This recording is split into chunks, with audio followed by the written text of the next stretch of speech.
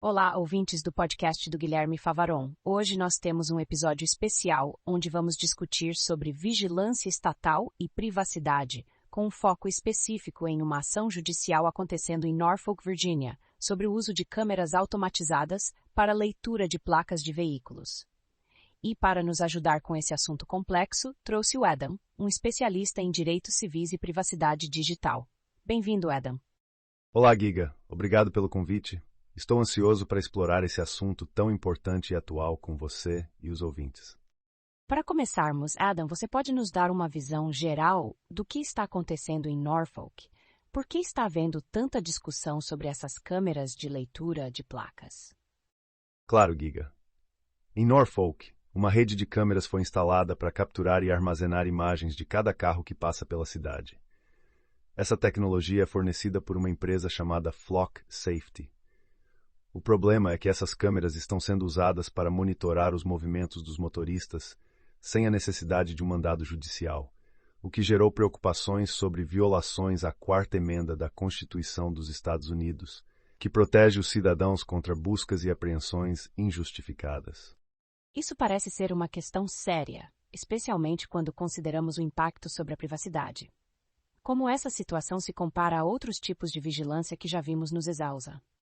É uma ótima pergunta. Nos Estados Unidos já tivemos casos semelhantes, como o uso de drones para vigilância em Baltimore. Esse caso foi derrubado pela Corte de Apelações do Quarto Circuito porque a vigilância aérea sem mandado era considerada inconstitucional. Agora, com o caso de Norfolk, a discussão é se uma rede de câmeras em terra firme representa o mesmo tipo de violação de privacidade.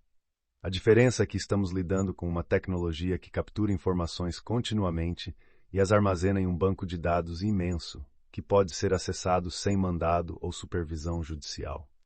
E quem são os principais reclamantes nesse processo contra a cidade de Norfolk? Os principais reclamantes são Lee Schmidt, um residente de Norfolk, e Crystal Arrington, que vive em Portsmouth, mas frequentemente dirige por Norfolk para cuidar de seus clientes idosos. Eles alegam que as câmeras capturam constantemente seus movimentos, sem o devido processo legal, o que consideram uma invasão de privacidade significativa. Quais são exatamente as alegações do processo contra a cidade de Norfolk? O processo alega que o uso das câmeras da Flock Safety pela cidade de Norfolk constitui uma vigilância em massa que viola a Quarta Emenda. Os reclamantes estão buscando que o tribunal declare as políticas e práticas da cidade como ilegais e que ordene a remoção das câmeras e a destruição de todos os dados capturados. Ademais, eles querem que, se as câmeras continuarem a ser usadas, que seja obrigatório obter um mandado judicial antes de acessar e usar as imagens capturadas. Pelo que entendi, então, a polêmica não é apenas que as câmeras estejam capturando as placas, mas como esses dados estão sendo usados e compartilhados. Exatamente, Giga. A preocupação é que esses dados sejam utilizados de forma invasiva, erodindo a privacidade não apenas dos motoristas, mas também potencialmente de qualquer pessoa com quem interajam. Além disso, há a questão do compartilhamento desse banco de dados abrangente com outras jurisdições, o que pode permitir que a polícia siga as pessoas mesmo fora do alcance direto das câmeras da cidade. Algo mencionou o uso de inteligência artificial e machine learning para analisar os dados capturados. Como isso funciona? Sim, a Flock Safety utiliza técnicas avançadas de inteligência artificial para analisar características dos veículos, como cor, modelo e até mesmo adesivos ou bagageiros de teto, o que eles chamam de impressão digital de veículo. Isso torna possível pesquisar essas características no banco de dados e criar um mapa detalhado dos movimentos de um veículo ao longo de tempo. Basicamente, onde quer que haja uma câmera Flock, o veículo pode ser rastreado em nível nacional. Isso levanta muitas questões éticas, não é mesmo? Adam, quais são as possíveis implicações disso para a liberdade individual? Absolutamente, Giga.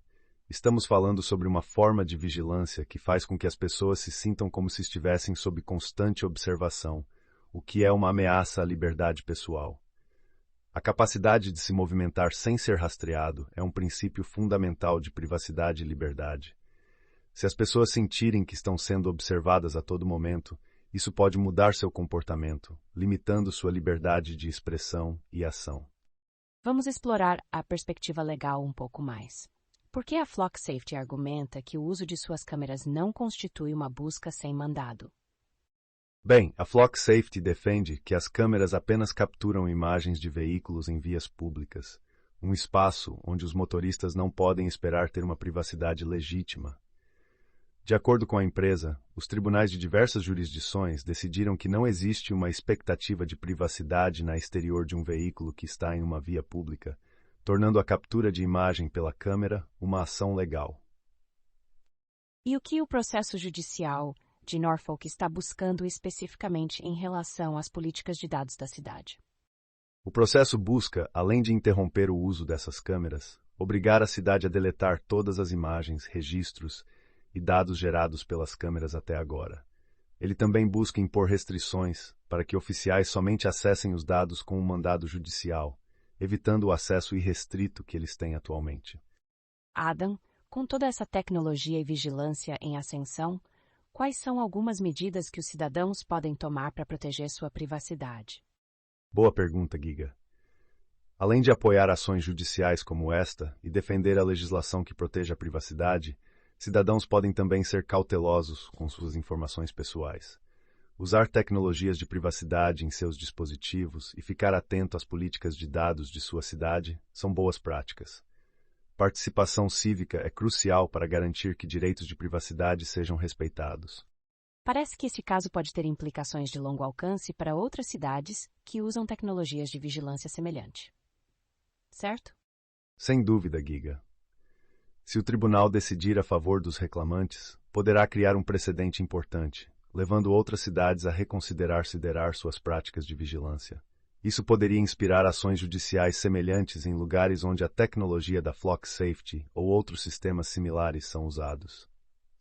Muito interessante, Adam. Antes de encerrarmos, há algo mais que você gostaria de acrescentar sobre o que os ouvintes devem se atentar quando se fala sobre vigilância e privacidade? Eu diria que é sempre importante estar informado e atento ao que acontece em suas comunidades e exigir transparência dos órgãos governamentais sobre como estão utilizando tecnologias de vigilância. Somente com cidadãos bem informados e ativos será possível encontrar um equilíbrio entre segurança pública e direitos de privacidade. Agradeço muito por sua participação, Adam. Esse bate-papo certamente trouxe muitas informações relevantes para todos nós. E para você que nos ouviu, agradeço pela audiência e te espero no próximo episódio do podcast do Guilherme Favaron. Até a próxima. Foi um prazer, Giga. Até mais.